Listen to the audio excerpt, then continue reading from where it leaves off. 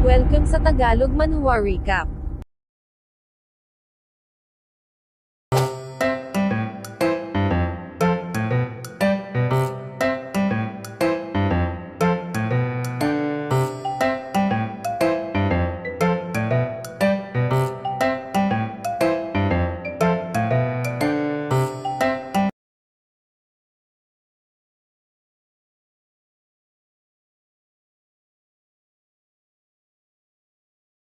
Pagkatapos na mapagaling ni Chen Fan si Fu at ang kanyang grandma ay lumipat ang eksena sa Sanyu Star, partikular sa Sanyu Mountain, na matatagpuan sa sentro ng silangang bahagi ng Kangsheng Star Field. Habang nag-i-infuse ng chi ng walang tigil ang ilang mga bilanggong cultivator, sumigaw ang mga nasa itaas na mag-concentrate, nurture ang buong spiritual fields ng buong puso. Umano'y isang fortune para sa kanila na mapakain ang spiritual fields, kaya ang mga ito ay huwag magalit. Hasambit ng isa ng mapatingin sa ilang mga cultivators na ikinarga sa stretcher, mukhang mayroon na namang ilang hindi na kinaya. Well, sambit ng isang cultivator na nasa ibaba, mas maigi pang mamatay, iyon ay relief, malamang ang mga iyon ay mare-reborn sa ibang starfield na malayo rito. Oo, dugtong ng isa-isang lugar kung saan malayo rito, ayos lang kahit na sa isang abandoned starfield hanggat malayo lang mula sa Five Elements Immortal Sect. Ngunit nagulantang sila nang bigla na lang nagkaroon ng vibration at pagyanig. Sino yun? Patanong na sigaw ng isa nang makita si Chen Fan at Fu. How dare you? Dagdag ng isa, ang pangahas naman daw nitong tumungo rito sa Mount Sanyu upang magsanhi ng gulo, hulihin ito. Ano? Dagdag ng isa pa nang mapatingin kay Fu, mukhang ito raw ay nagmula sa Yinmei lineage. Ano, hindi raw ba't dapat na ang mga ito ay nakabilanggo sa Golden Spirit Borderland? Paano ito nakatakas? Sinabi ni Chen Fan na sa araw na ito ang Tridor ay magpapalit na ng pangalan, at ang lugar na ito ay magkakaroon na ng bagong nagmamay-ari. Nagkaroon ng pagsabog na siyang nagpatalsik sa ilang mga guards. Enemy attack, sigaw ng isa, nagutos na tawagin ang mga elders. Idinagdag ng isa na ang mga exile ng Yinmei lineage ay nakatakas.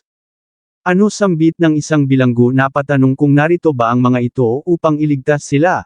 Hayin, may dagdag ng isa pa, hindi raw ba't ito yung mga tumutol noon sa pagpuwersa sa mga taong mag-refine dito sa field? Nagpakawalan ng isa pang palm technique si Chen Fan na siyang nagpagulantang sa ibang mga guards, sinubukang tumakbo, ngunit wala ring silbi. Hasambit ng isang bilanggo, hindi pa sila patay, mukhang hindi binabalak ng cultivator na itong patayin sila, at sinabi naman ng isa pa na mukhang narito ito upang iligtas sila nang biglang mayroong mga dumating. Hasambit ng isang boses, nagtanong kung sino itong nang ahas na tumungo rito sa Mount Sanyu upang magdulot ng gulo. Mukhang ang mga ito na yung tinutukoy na elders ng mga guards kanina. Mei Fu, sambit ni Elder Zhu Chen, nagtanong kung papaano nito nabasag ang restriction at nakalabas sa Juto Star.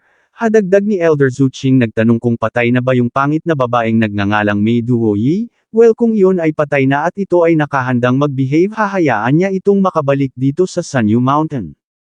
Interesting, dagdag ni Song Shujin, mukhang sa wakas ay magkakaroon na siya ng aliw matapos ang napaka-boring na cultivation days, ngunit binara siya ni Elder Song Rou. Tingnan daw nito ang kanyang attitude. Tumakbo ang ilang mga bilanggo, umano'y ang mga ito ay ang mga elders ng dalawang clan. Takbo, maaabo sila rito kapag ka naglaban na ang mga ito. Shot up, sambit ni Elder Zhu Qing, sabay cast at pakawalan ng kung anong art, na siyang nagpatilapon sa dalawa. Aunt Ching, sigaw ni Fu, nagtanong kung bakit kailangan pa nitong gawin ang bagay na iyon. Hatugon ni Elder Zhu Qing, ano, hindi nito gusto ang ginawa niya, ito raw pala ay katulad lang sa pangit na babaeng iyon, mahilig magpanggap na mabait. Mei Fu, sabat ni Elder Zhu Chen, nagsabing mas alalahanin nito ang kanyang sarili. Tama yung sinabi ni Zhu Qing kanina, kapag ka ito ay nakinig, itatanggapin nila itong muli. Little Fuer, sabat ni Song Shujin, umano'y wag itong makinig sa mga ito dahil hinahangad lang ng mga ito ang natural wood spirit body nito, gusto ng mga itong gawin itong tool para sa childbirth. Jin sigaw ni Elder Song Rou, nagtanong kung ano ang pinagsasasabi nito. Auntie, tugon ni Song Shujin, hindi raw ba't tama naman siya raw ay dumalo sa family meeting ilang araw na ang nakararaan, alam niya ang pinagsasasabi niya, sila na nagmula sa Jingsong lineage ay mga open at honest, kaya kailangang sabihin niya ang katotohanan. Isa pa, ipinapaalam niya lang ang patungkol sa bagay na ito sa batang ito nang ito ay hindi maging masaya, at ito ay mag-resist dahil kung hindi magkaganon, E papaano niya pa makikita ang ultimate na desperate at powerless na itsura nito? Tumingin si Chen Fan kay Fu nagtanong kung ano sa tingin nito. Sumagot si Fu na inakala niyang hindi papatayin ng mga ito ang kanyang Yinmei lineage dahil naaalala ng mga itong sila ay dating close, gayunpaman mukhang ang mga ito raw pala ay naghihintay lang ng pagkakataon na gamitin siya o gamitin sila. Idinagdag na although definitely, ayaw niyang mga ahas na makialam sa kung anong actions ang gagawin ni Immortal Master Chen, ngunit siya ay mayroong pag-aalinlangan dahil magpahanggang sa ngayon ay mayroon pa ring natitirang trace ng old feeling sa kanyang puso, kaya siya ay umaasang wag patayin ng Immortal Master ang lahat ng mga ito, gayunpaman siya raw pala ay napaka-stupid. Kung ganun sa ngayon siya ay wala nang natitira pang half-hearted thoughts, Immortal Lord, gawin na nito kung ano ang gusto nitong gawin. Well, kung ganun, tugon ni Chen Fan, maaari itong manood ng tahimik, sabay flick at kulong kay Fu sa loob ng isang protective formation. Hasambit ni Elder Zhu Chen Mei Fu, so ito raw pala ay mayroon ng kinikilalang ibang master, what a shame, mukhang kinalimutan na nitong ito ay nagmula sa Sanyu Mountain at Five Elements Immortal Sect. Tingnan mo ang itsura nito, dagdag ni Elder Zhu Qing, ito raw ay kasing ganda ng kanyang grandma nung iyon ay bata pa, what a resemblance. Malamang ito raw ay nasedus at nasulsulan lang ng lalaking ito. Okay, cut the crap, sabat ni Elder Song Rou, sinabi kay Chen Fan na sa tingin niya ito ay isang hamak lang na Yuanying cultivator, kaya ang pangahas naman daw nitong tumungo rito sa Sanyu upang magdulot ng gulo, ito raw ay mayroong malakas na loob. Gayunpaman, since ito ay napakabata pa, sa tingin niya wala ito sa tamang pag-iisip. Kung ito ay nakahandang sumuko sila ay hindi magiging malupit. It's a pity, tugon ni Chen Fan. Hasambit ni Elder Song Rou, nagtanong kung ano ang sinabi nito. Sumagot si Chen Fan na sa kasamaang palad hindi niya matatrato ang mga ito sa parehong terms dahil kahit na ang mga ito ay nakahanda pang sumuko, hindi niya maipapangakong hindi siya magiging malupit, dahil narito siya upang tagpasin ang lahat sabay cast ng The Urge sa magkabilang kamay. Kid, tugon ni Elder Song Rou, umano'y buksan nito ang kanyang mga mata at divine sense pakasuriing mabuti. Silang apat na narito ay pawang mga soul formation cultivators, napakadali lang para sa kanila na durugan itong parang langgam.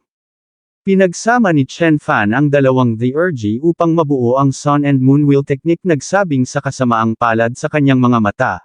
Ang mga soul formation cultivators ay walang pinagkaiba sa mga langgam, agad na nagpakawala insolent full sambit ni Elder Zhu Qing, ito raw ay mamamatay sabay counter, nagkaroon ng impact, ngunit nabura ang kanyang atake. Hadagdag ni Elder Zhu Qing, so ito raw pala ay mayroong ilang abilities, pues kung ganun agad na ipinirform ang Bamboo Forest ngunit wala pa ring silbi, hinila siya ni Elder Zhu Chen, sinalubong ang atakeng paparating gamit ang isang sword art. Third brother, saad ni Elder Zhu Qing, talaga raw bang kailangan pa nitong ilabas ang kanyang bamboo blade laban lamang sa isang hamak na Yuanying cultivator? Sumagot si Elder Zhu Chen na maging ang leon kahit na ang kalaban lang nito ay isang rabbit, ginagamit nito ang kanyang buong lakas. Not to mention hindi raw ba nito nakikita, ang taong ito ay hindi isang ordinaryong Yuanying, kaya wag nila itong basta-bastahin. Jin saad ni Elder Song Rou, tulungan daw nito yung dalawa, hatugon ni Song Shujin, dalawa na nga silang soul formation cultivators tapos tutulong pa siya, hindi raw ba't iyon ay kahiya-hiya. Ngunit sinabi lang ni Elder Song Rou na kapag nagpatuloy pa ito sa pag-full around, paparusahan niya ito sa pamamagitan ng pagpapadala sa kanya sa cave sa loob ng 20 taon, kaya tumungo na nga si Song Shujin, Uncle Shen, siya raw ay papunta na.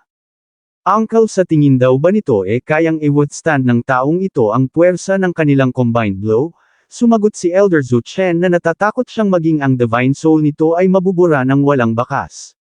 Thus nagpakawala na nga sila ng combine attack na tinawag nilang Pine and Bamboo Jail, ngunit sinabi lang ni Chen Fan na palitan nila ang pangalan ng teknik na ito. Napakasagwa, tunog bangkus ng mga damo sabay counter gamit ang kanyang eyebrow, sinunog ang atakeng paparating.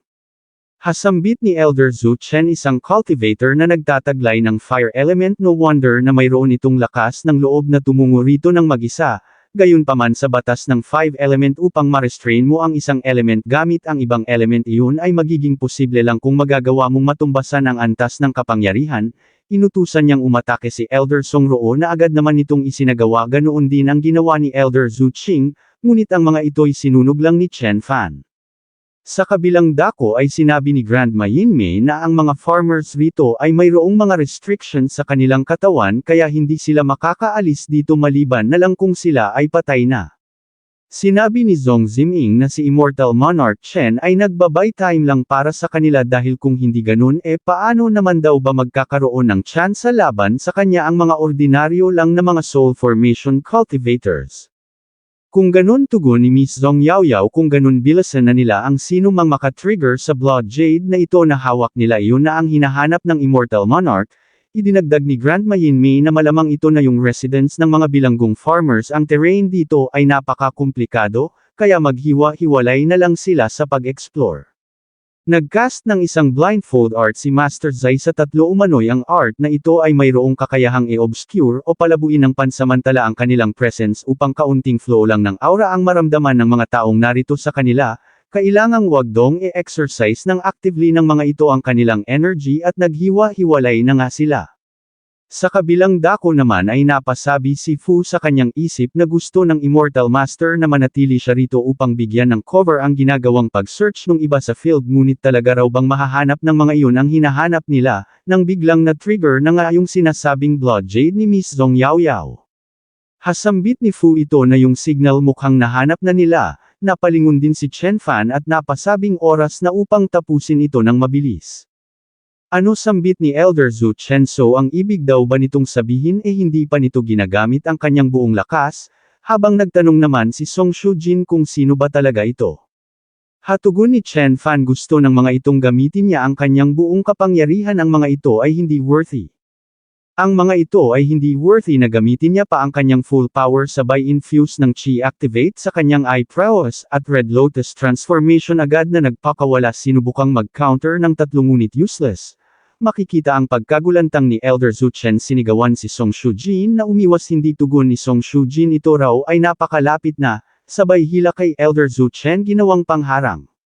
Jin sigaw ni Elder Zhu Chen ngunit sinabi lang ni Song Shujin na kakapasok niya lang sa Soul Formation Realm at hindi raw ba sila na rin mismo ang nagsabing siya ay isang genius at ang hope ng Sanyu Mountain, kaya ano raw ba ang mali kung isakripisyo nito ang kanyang sarili para sa kanya.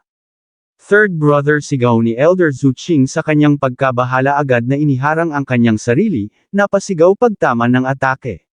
Zhu Qing sambit ni Elder Zhu Chen sabay cast ng isang teknik damit bakit daw ba hindi naaapula ang apoy na ito, sinabi ni Chen Fan na bilang kauna-unahang batik ng alikabok na mamamatay mula sa upgraded version ng kanyang Red Lotus transformation mayroon pa siyang ekstrang regalo sabay pakawala sa kanyang Soul Blade tumama rekta sa sentido ni Elder Zhu Qing napasigaw napahiyaw napamura ito raw ay hindi maaaring maging totoo, tuluyan ng naging abo.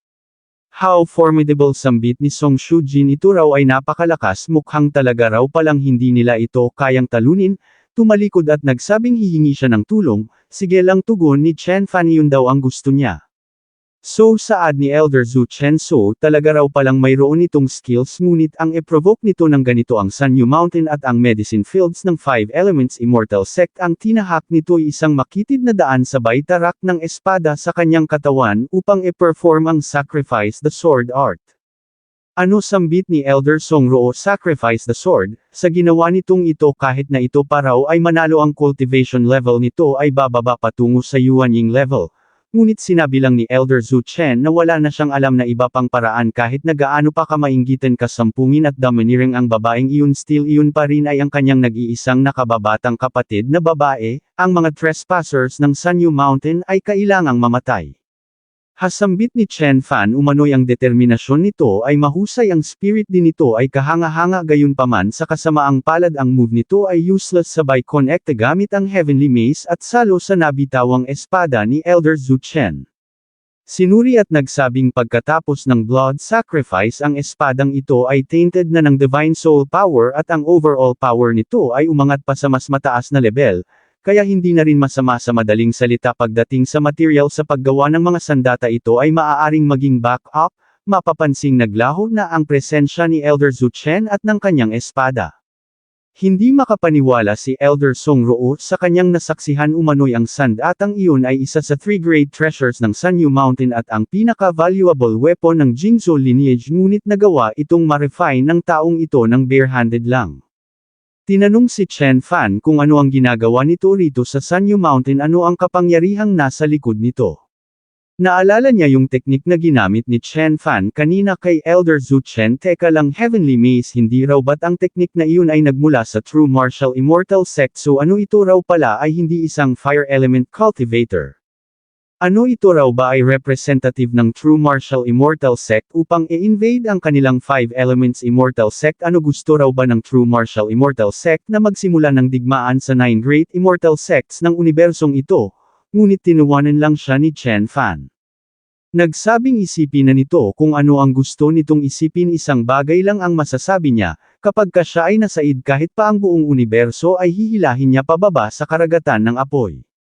Sinubukang tumakas ni Elder Song Roo ngunit ini-release lang ni Chen Fan ang kanyang Soul Blade. Nagsabing ang isa ay sapat na upang magtawag ng reinforcement, mas maiging manatili na lang ito rito. Nagpakawala ng sunod-sunod pa na mga flying swords na siyang ikinabahala ni Elder Song Roo. Inactivate ang lahat ng mga protective spell na mayroon siya upang protektahan ang kanyang sarili, ngunit useless. Napasigaw pagtaman ng atake. Nagawang makaligtas ng kanyang core. Napasabing hindi raw ba't ang taong ito ay isa lamang Yuanying cultivator, kaya papaanong naging posibleng ang sword skills nito ay mayroong kakayahang patayin ang kanyang physical na katawan. Definitely ito raw ay kabilang sa isa sa mga privileged family ng True Martial Immortal Sect, ngunit bakit wala pa siyang narinig patungkol sa taong ito noon? Tiyak na mayroon dong nakatagong sekreto sa likod ng bagay na ito. Kailangan niya itong maipaalam sa pamunuan ng kanilang sekta. Nang biglang bumalik na si Song Shujin kasama ang ilan pang mga members ng 5 Elements Immortal Sect. Song Roo, Zhu Chen, sambit nito, nandito na raw sila upang tumulong. Hindi sigaw ni Elder Song Roo, ito raw ay bumalik at tumungo sa headquarters ng kanilang sekta ngayon din at bigyan ng warning si Zin, ngunit hindi niya na naituloy pa ang kanyang sasabihin. Ni-retrieve ni Chen Fan ang kanyang Soul Blade. Umano'y sinabi niya nang hindi na ito maaaring umalis. Makikita ang reaksyon ni Song Shujin. Sinabi ng isang Soul Formation Cultivator na hindi na nila kailangang makipag-usap pa o magpakita ng anumang awa sa mga ito. Ang Yinmei lineage ay nang ahas na magbalak na bumuo ng puwersa mula sa labas ng Starfield na ito upang kalabanan ang kanilang 5 Elements Immortal Sect, kaya Kizu at Jinsong Clan, patayin ang Tridor na ito ngayon din at sumugod na nga sila. Anti-sambit ni Song Shujin, umano'y kapag ka ang 8 ito'y hindi pa rin umubra sa isang ito siya raw ay natatakot na ang Sanyu Mountain maging ang buong Kenshin Starfield at 5 Elements Immortal Sect ay magkakaroon ng pagbabago. Hasambit ni Chen Fan sabay pakawala ng fire art patungo sa 8 sabog ang kalahati, inactivate ang kapangyarihan ng 6 Demon Ancestors at nagpakawala uli, na siyang ikinagulantang ng mga Soul Formation Cultivators. Ano sambit ng isa, ang mga ito raw ay mga ancient demon gods, habang napatanong naman ang isa kung papaano ito naging posible, ang isang ito ay isa lamang Yuanying cultivator. Ito raw ay imposible, tuluyang nabura ang kanilang eksistensya. Nagtanong si Chen Fan kay Fu kung narito na ba ang lahat ng mga Soul Formation Cultivators ng dalawang clans. Well, tugon ni Fu, umano'y maliban kay Song Shujin nakaka-breakthrough lang patungo sa Soul Formation Realm nung na-exile sila, tinapos na nito ang lahat, at nagtanong kung sinadya ba nitong patakasin si Song Shujin. Well, tugon ni Chen Fan, ang gusto niya lang dong mangyari maramdaman muna nito ang pakiramdam ng inilarawan nito kanina. Ang ibig niyang sabihin ay yung sinabi ni Song Shujin patungkol kay Fu kanina. Sa kabilang dako ay inakala ni Song Shujin na nakatakas na siya nang hindi napapansin ni Chen Fan. Sa kasamaang palad, bigla na lang mayroong kung anong tumama sa kanya. Thus sa araw ngang ito, ang lahat ng mga Soul Formation experts ng Kizu at Jinsong Clan ay nasawing lahat mula sa mga kamay ni Chen Fan. Ilang sandali pa ay sinabi ni Chen Fan na ngayon maaari na silang tumungo doon sa iba nang biglang dumating si Zhong Ziming, Immortal Master. Umano'y hindi maganda ang sitwasyon. Biglang nagbago ang aura ni Chen Fan nang marinig ito. Ang agad na pumasok sa isip niya ay ang kaligtasan ng kanyang ama, at lumipat ang eksena sa isang residence kung saan makikitang sinisigawan ng ilang mga cultivator si Miss Zhong Yaoyao at Master Zai. Hasigaw ng isa ang mga ito, ang mga intruders. Hindi raw ba nagtanong kung sino sila? Nagbigay ng utos ang matanda na hulihin ang mga ito. Sa kasamaang palad ay bigla na lang dumating si Chen Fan at tinapos silang lahat sa isang dash lang. Humakbang patungo sa pinto binuksan, kung saan bumungad sa loob si Grandma Yinmei at isang lalaking nakaratay sa kama. Ano sambit ni Chen Fan ngunit nagbuntong hininga lang si Grandma Yinmi. Mapapansin ang reaksyon ni Chen Fan nang mapatingin sa katawan ng kanyang amang tila ba wala ng buhay. Sa tindi ng kanyang nararamdamang emosyon ay halos hindi niya na mapigil ang bumulusok ang kanyang spiritual energy. Inilapat ang kaliwang kamay sa kanang kamay ng kanyang ama, ikinumpos ang sarili, hindi niya raw ito matatanggap. Paanong magiging posibleng siya na si Chen Baekhyun na na-reborn at nagtataglay na uli ngayon ng immortal power ay matatrap sa pighati at mawala sa sarili? Kailangan niyang kumilos sa pagkakataong ito. Ang mga taong gusto niyang protektahan, walang sino man ang makakakuha sa kanila mula sa kanya. Agad na lumipad patungo sa isang dako. Umano'y ang kaluluwa ng kanyang amay mayroon pang natitirang sinag ng life force at higit sa lahat ang physical na katawan nito ay intact pa rin. Sa kanyang kasalukuyang cultivation level at tinataglay na wood art at yaman ng lugar na ito pagdating sa mga spiritual medicines, kayang-kaya niyang i-overturn ang buhay at kamatayan sabay cast ng isang spell at bigay ng command sa spirit of wood. Ipinirform ang 3 lifetimes of reincarnation, nag-activate, at makalipas ang ilang sandali ay makikitang nagkaroon ng kaunting paggalaw ang kamay ni Mr. Chen Kexing. Iminulat ang mga mata na patingin sa kanyang sarili, hindi makapaniwala, hindi raw ba't patay na siya, na bigla nang makita sa harap niya si Chen Fan. Agad na yamakap si Chen Fan sa kanyang ama, habang nagpasalamat naman si Mr. Chen Kexing sa pagligtas nito sa buhay niya. Sa kabilang dako naman ay pinamukha ni Grandma Yinmi sa nag-aagaw buhay na si Elder Zhu Chen ang kasuklam-suklam na ginawa ng Kizo clan nito at ng Jingsong clan. Umano'y ito na ang kanilang karma. Idinagdag na ginamit nito ang kanyang katawan bilang sacrifice sa espada, gayunpaman ang divine soul nito ay nagawa ng ma-refine ni Immortal Master Chen at hindi na maibabalik pa.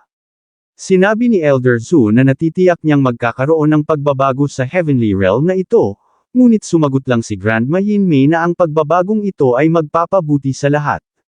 Lumipat ang eksena sa starship. Sa loob ay napabuntong hininga si Mr. Chen Kexing, mukhang ang kanilang little girl daw ay nagsuffer ng gusto. Lumingon kay Chen Fan at idinagdag na mukhang ito rin. Ngunit sumagot lang si Chen Fan na ang lahat ay worth it. Idinagdag na ang susunod niyang gagawin ay ang kunin ang kanyang ina, kaya magpahinga na lang daw muna ito rito sa starship at bawiin ang kanyang lakas. Ngunit ngumiti lang si Mr. Chen Kexing sabay lapat ng kamay sa balikat ng kanyang anak. Umano'y ibinuhos nito sa kanya ang buong elixir power ng Mount Sanyu, kaya kailangan niya pa raw ba talagang magpahinga at kondisyon ang kanyang katawan. Sa tingin niya ang mas kailangan niya ngayon ay ang i-digest ang lahat. Nagsimula na silang humakbang palabas. Sinabi ni Chen Fan sa kanyang ama na maaari itong mabigyan ng assistance ni Zhong Yaoyao sa pamamagitan ng musika. Kapag ang buong kapangyarihan nito ay tuluyan ng bumalik, ang cultivation level nito'y maaaring maabot ang rurok ng Yuaning realm. Subalit sumagot lang si Mr. Chen Kexing na sa kanya hindi na mahalaga ang patungkol sa kapangyarihan, ang mahalaga lang para sa kanya ang kanilang family ay ligtas at muli nang mabubuo. Idinagdag na hindi niya alam kung ang ina ba nito ay ligtas o sa kasalukuyan ito ay dad. Sabat ni Chen Fan, umano'y kahit na ano pa ang mangyari ibabalik niya ng ligtas ang kanyang ina. Well, tugon ni Mr. Chen Kexing, siya raw ay lubos na naniniwala kay Xiao Fan. Pagbaba ni Chen Fan ay bumungad sa kanya ang nakaluhod na sina Fu at Grandma Yinmi. Immortal Master, bigyan daw sila nito ng instructions. Binigyan ng hiwa ni Chen Fan ang kanyang palad gamit ang kanyang daliri, ipinatak sa dalawa. Gamitin daw ng mga ito ang kanyang dugo upang bigyan ng shock ang dibdib ng mga members ng kanilang Yinmi lineage. Nang matanggal na ang kanilang mga restrictions na agad namang pinasalamatan ni Grandma Yinmi. Umano'y salamat sa kabaitan nito. Idinagdag ni Chen Fan na kailangang bilasan ng mga ito sa pagkilos, magtago at protektahan ang kanilang mga sarili. Natitiyak niyang hindi isasawalang bahala ng 5 Elements Immortal Sect ang nangyaring pagbabago sa Sanyu Mountain at tiyak na ang Yinmi lineage ng mga ito ay ang siyang unang pagbubuntunan ng mga iyon. Immortal Master, sabat ni Fu. Nagtanong kung hindi na ba nito kailangang ituro niya pa ang daan, ngunit nagtanong lang si Chen Fan kung nakalimutan na ba nito ang patungkol sa material na ito na nirefine niya. Ang power of the soul na nakapaloob dito ay ang siyang magsasabi sa kanya patungkol sa lahat ng bagay. Makalipas ang ilang sandali ay nagtanong si Chen Fan kung iyon na ba ang fire spirit domain ng fire element. Sumagot ang Divine Soul na mayroong alchemy rooms sa bawat bituin na sakop ng fire spirit domain, kaya kung wala itong taong kasamang maalam patungkol sa fire spirit domain hindi nito makikita ang hinahanap niyang tao. Gayunpaman kapagka nahanap na nito ang hinahanap niya siya ay natatakot na iyon ay nasunog na hanggang sa maging abo. Ginawang panggatong sabay tawa, ngunit napasigaw siya sa sakit nang biglang nag-cast ng fire art si Chen Fan. Hasambit ni Chen Fan bakit kailangan pa nitong buksan ang kanyang bunganga sa paraang magdudulot lang ng pahirap sa kanya. Sa bandang huli sumagot ang Divine Soul na ngunit nagsasabi lang siya ng totoo. Umano'y yung mga taga-Fire Spirit Domain ay direktang ihinahagis sa Furnace Fire Pit ang kanilang mga walang silbing alipin upang sunugin. Bakit ano ito raw ba ay mayroong kakayahang buhayin ang bangkay? Ano ito raw ba ay mayroong kakayahan na i-reincarnate ang isang kaluluwa at ibalik sa kanyang dating estado? Ano ito raw ba ay mayroong kakayahang buhayin ang abo? Hahaha, ito raw ay nakakatawa, ngunit napasigaw na naman siya nang biglang nag-release ng fire energy si Chen Fan.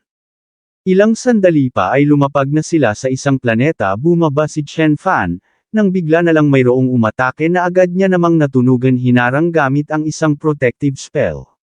Hasambit ng isang boses, mukhang ang wood element body raw pala nito ay napakahusay. Gayunpaman 50% lang ng kanyang lakas ang ginamit niya mula sa atakeng iyon. Sa pagkakataong ito ibubuhos niya na ang lahat at ganoon na nga ang ginawa niya, nang biglang nasa gilid niya na si Chen Fan hinawakan sa braso.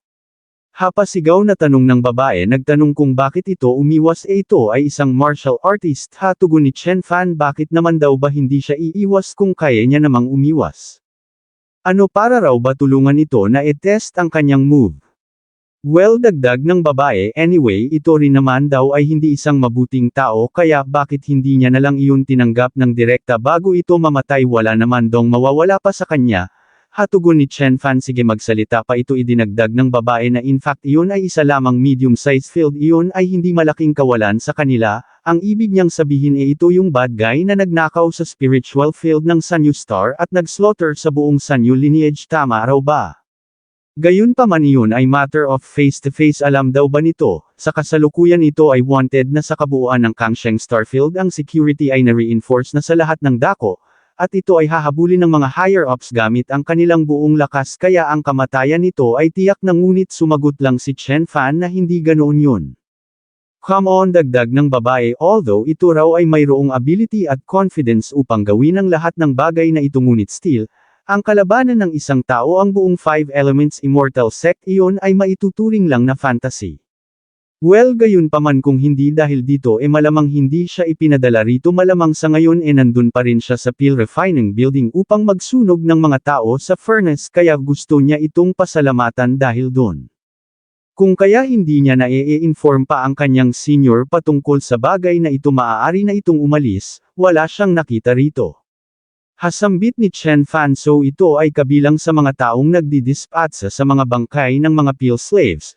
Oo, tugon ng babae, well marahil iyon daw ay hindi nakakapagod. Gayunpaman ang lugar na iyon ay medyo boring at isa pa wala siyang kalayaan doon, at walang sino man doon na maaari niyang pagpraktisan.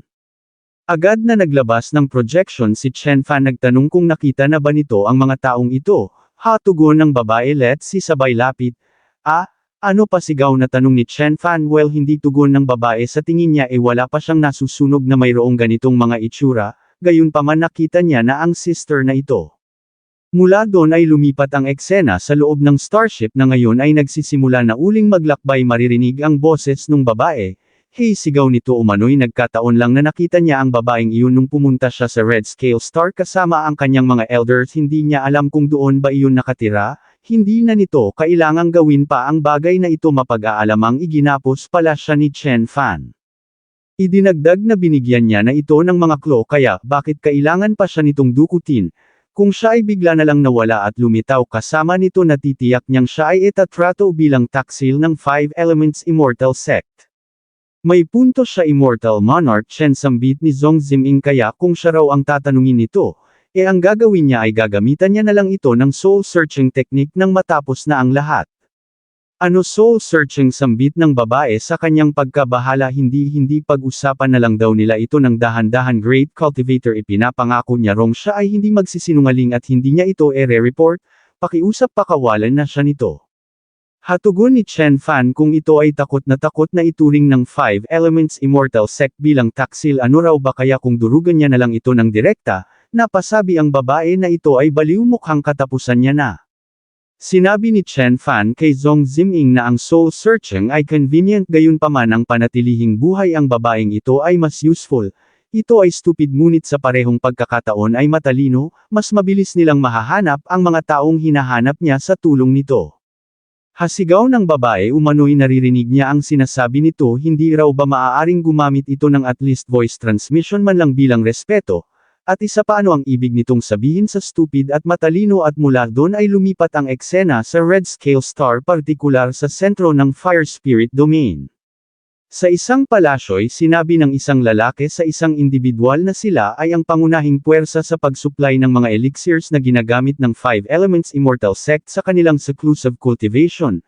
Ang produksyon ay palaging mahigpit at ngayong kakaunting spiritual medicines na lang ang nakukuha nila mula sa Sanyu Mountain mukhang hindi na nila ito masusustain pa. Sumagot ang individual na kung wala silang makuhang spiritual medicines doon sa Sanyu Mountain maaari naman daw itong magpadala ng mga tao upang maghanap sa ibang domain upang iyon ay mapunan. Sumagot ang lalaki na ang mga usable spiritual medicines sa ibang mga domain sa Starfield na ito ay matagal nang na-extinct isa pa paano naman daw ba may kukumpara ang mga spiritual medicines ng ibang mga domain sa mga fields ng Sanyu Mountain, sinabi ng individual na sa bandang huli, yung kid na yon na tumungo doon sa Sanyu Star ang nagbigay sa kanila ng sakit ng ulo at ang nagdulot sa lahat ng gulong ito. Ang Immortal Sect ay nagbigay ng utos sa buong rehiyon na maging alerto at patayin ang taong iyon kapag nakita nila ano nakagawa na raw ba ito ng mga arrangements. Hatugon ng lalaki nagtanong kung talaga raw bang kailangan niya pang gumawa ng arrangements para lang sa isang little thief na nagnakaw ng mga medicines. Hasambit ng individual na siyang ikinabahala ng lalaki ay syempre nakagawa na raw siya ng mga arrangements ang gusto niya lang sabihin ay, alright tugon ng individual umano'y naiintindihan niya ang ibig nitong sabihin kaya umalis na raw ito at kumuha ng ilang supreme graded spiritual stones, at magpadala ng mga tao upang maghanap ng mga spiritual medicines. Salamat Master sambit ng lalaki syempre dagdag ng individual syempre kailangan din itong maghanap ng ilang useful na mga pill slaves, medyo marami-rami ang kanilang na-consume kailan lang. Of course tugon ng lalaki dahil kung ang Red Fire Immortal Sovereign ay ang siyang mauunang maka-breakthrough, sila na mga taga-spirit domain ay mas magkakaroon ng karapatang makipaglaban para sa kanilang mga sariling interest. Lumaban sa ano patanong na sambit ng individual ang Five Elements Immortal Sect ay patas, kailangan itong tandaan ang bagay na iyon. Yes tugon ng lalaki umano'y tama ito, kung ganun siya raw ay aalis na ngayon. Red Fire Immortal Sovereign sambit ng individual habang nakatitig sa iginuhit niyang larawan umano'y ang buong rehiyon ng Fire Spirit Domain ay naghihintay na sa pag-angat at pagdomina nito. Pagdating ng lalaki sa isang hall siya ay nagbigay ng utos na huwag tumigil sa pagtatrabaho soon ang mga bagong herbs ay darating, mapag-aalamang ang lalaking ito pala ay ang Lord Flame.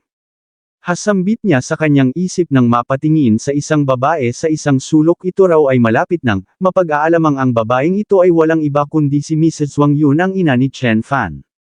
Ngumisi at nagsabing i-dispatch ang mga wala ng silbing mga pill slaves hindi maaaring bumagal ang progress ng kanilang pill refinement. Understood Lord Flame tugon ng babaeng attendant agad na lumapit kay Mrs. Wang Yun. Hindi desperadong sambit ni Mrs. Wang Yun umano'y kaya niya pa nang bigla na lang siyang inatake ng attendant gamit ang isang daliri agad na bumagsak na wala ng malay, hinawakan sa damit at kinaladkad patungo sa isang silid nagsabing siya na ang bahala sa useless slave na ito, pakiusap Lord Flame huwag itong mag-alala. Makalipas ang ilang sandali sa loob ng isang silid partikular sa isang kama ay nagising na si Mrs. Wang Yun. Napahawak sa kanyang ulo at napatanong kung siya ba ay nahulog sa isang ilusyon pagkatapos niyang mamatay nang bigla na lang bumulaga sa harap niya ang ngayoy wala ng damit pang itaas na Lord Flame.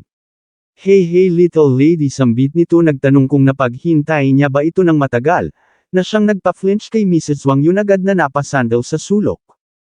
Hihihi sambit ng Lord Flame, wag daw itong matakot, hindi niya ito sasaktan, mamamatay na rin naman daw ito, kaya hindi ba't mabuti kung mag-aliw muna ito ng kaunti sa makamundong kasiyahan bago ito mamatay, hihihi, kailangan siya nitong pasalamatan.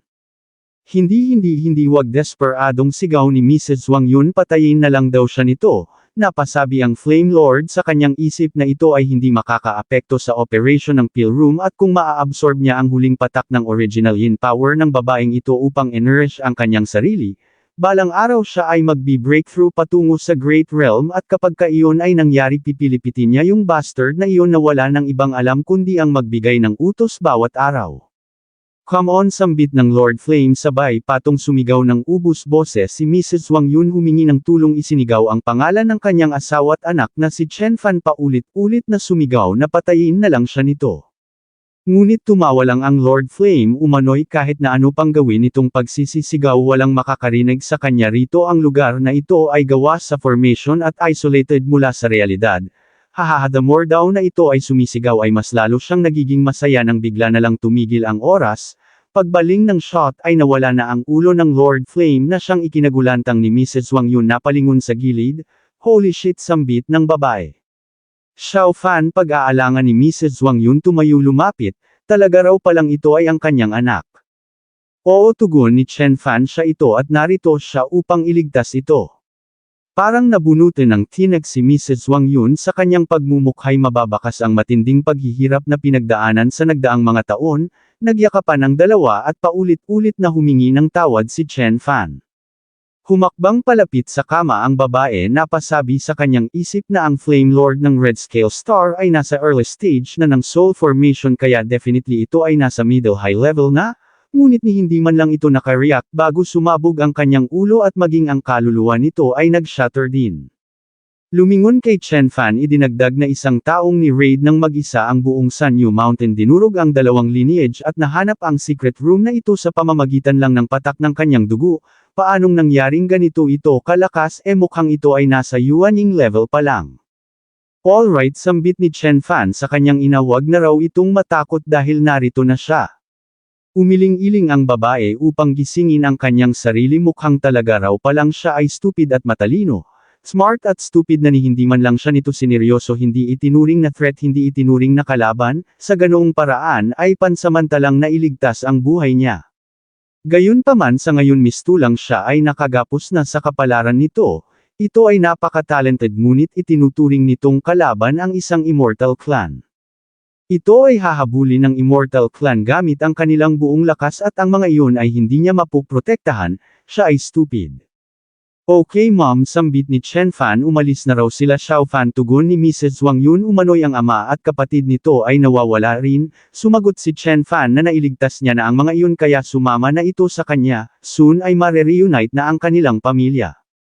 Mabuti kung ganun, tugon ni Mrs. Wang Yun nang bigla siyang may naalala. Tama si Xiao Qiong, iyon daw ay, mapapansin ang reaksyon ng babae nang marinig ang pangalang Xiao Qiong, ngunit sinabi lang ni Chen Fan sa kanyang ina na wag itong mag-alala, alam niya ang ginagawa niya. Nagbukas ng portal si Chen Fan, sinabihan ang kanyang inang umano'y ito na ang passage upang makalabas sila sa formation na ito, kaya wag itong matakot, hahawakan niya ang kamay nito, sumunod lang ito sa kanya. Lumingon si Chen Fan sa babae na tila ba walang balak na sumama, sinabihang kung ito ay mananatili rito then ito ay ang siyang pumatay sa Flame Lord. Hatugon ng babae, paano naman daw magiging posibleng mapapatay niya ang isang soul formation cultivator, napakababa ng kanyang cultivation level. Hatugon ni Chen Fan, iniisip daw ba talaga nitong maniniwala ang mga iyon sa magiging paliwanag nito, hindi nakaimak ang babae at humakbang na patungo sa portal. Mula doon ay lumipat ang eksena sa Central Star ng Five Elements Immortal Sect, na kilala rin bilang Land of Flow, at sa rooftop ng isang building ay makikitang nag-uusap ang 5 mga cultivators habang nagtsatsaa. Sinabi ni Xiao Jin na naturally, ginagawa lang nila ang kanilang duty, bilang 5 element servants ng 5 immortal sages na sa ngayon ay nasa critical moment na ng kanilang seclusive cultivation, at habang ang 5 emperor ay umalis patungo sa ugat ng universe upang dumalo sa isang meeting, kaya kailangan nilang gawin ang kanilang best. Gayunpaman sinabi lang ng isa na wag itong magbasa ng scriptures dahil siya ay manhid. Hay duda raw talaga siya kung totoo ba talagang ito at ang iba pang mga narito ay isinilang sa parehong immortal formation. Xiao Jin sambit naman ng isa pa, umano'y wag na lang nitong pansinin ang sinto-sintong fire monkey na ito. Huminga muna ng malalim si Xiao Luo at nag-vocalize bago tuluyang nagsalita. Humingi ng tawad umano'y mukhang ang lahat ng ito ay dahil sa ilang problema na nagmula sa kanya o sa kanyang teritoryo.